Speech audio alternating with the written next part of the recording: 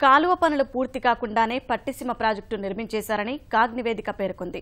పట్టిసీమ పూర్తయినా ఆశించిన ఫలితాలు దక్కలేదని అక్షింతలు వేసింది. పుష్కర ఎత్తిపోతల పథకం, గురు రాఘవేంద్ర ప్రాజెక్టులోని లోపాలను కాగ్ నివేదిక ఎత్తి చూపింది. ప్రణాళిక లోపంతో నిధులు నిష్ఫలమవుతున్నాయని స్పష్టం చేసింది. ప్రభుత్వం ప్రతిష్టాత్మకంగా నిర్మించిన పట్టిసీమ ప్రాజెక్టులో లోపభూయిష్టమైన విధానాలను అవలంబించారని కాగ్ అక్షింతలు వేసింది. కాలువలు పూర్తి కాకుండానే ప్రాజెక్టును నిర్మించేశారని వెల్లడించింది.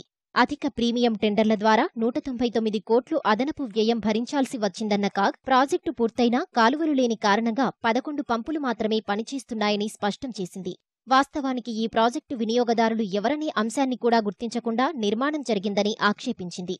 లబ్ధి, వ్యయ నిష్పత్తిలో కాకుండా తప్పుడు లెక్కలతో ఈ ప్రాజెక్టును నిర్మించారని అభ్యంతరాలు తెలియజేసింది. పట్టిసీమ ద్వారా ఏ పారిశ్రామిక యూనిట్కు నీటిని సరఫరా చేస్తారన్న అంశాన్ని ఎక్కడా ప్రస్తావించలేదని పేర్కొంది. ఈ ప్రాజెక్టు ద్వారా వచ్చే నీటిని పారిశ్రామిక అవసరాలకు సరఫరా ద్వారా 41 కోట్ల ఆదాయాన్ని పరిగణించినా వినియోగదారులు ఎవరన్న అంశాన్ని గుర్తించలేదని కాగ్ స్పష్టం చేసింది. డిజైన్ల మార్పు కారణంగా 106 కోట్ల రూపాయల అదనపు వ్యయం ఖజానాపై భారం పడిందని నివేదికలో పేర్కొంది.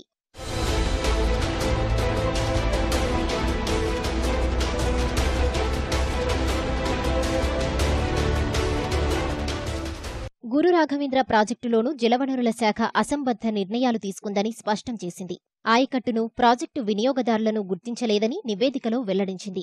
6,450 ఎకరాల ఆయకట్టును స్థిరీకరించే లక్ష్యంతో పథకాన్ని ప్రతిపాదించినా తప్పుడు నిర్ణయాలతో ప్రభుత్వం అదనపు భారం మోయాల్సి వచ్చిందని స్పష్టం చేసింది.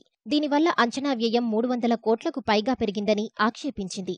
పుష్కర ఎత్తిపోతలలోనూ అసమగ్ర ప్రణాళిక కారణంగా నిర్మాణ దశలో మార్పులు, చేర్పులు చేయాల్సి వచ్చిందని తెలియజేసింది. ఈ ప్రాజెక్టుల భూసేకరణకు సరైన ప్రణాళిక లేదని నివేదికలో పొందుపరిచింది. ప్రాజెక్టులో మార్పులు నివారించేందుకు సరైన రీతిలో సర్వే నిర్వహించాలని కాగ్ సిఫార్సులు చేసింది. అంచనాలు తప్పకుండానే నిర్మాణం జరిగేలా జలవనరుల శాఖ పర్యవేక్షించాలని స్పష్టం చేసింది. దీనికోసం శాఖల మధ్య సమన్వయమూ అవసరమని పేర్కొంది.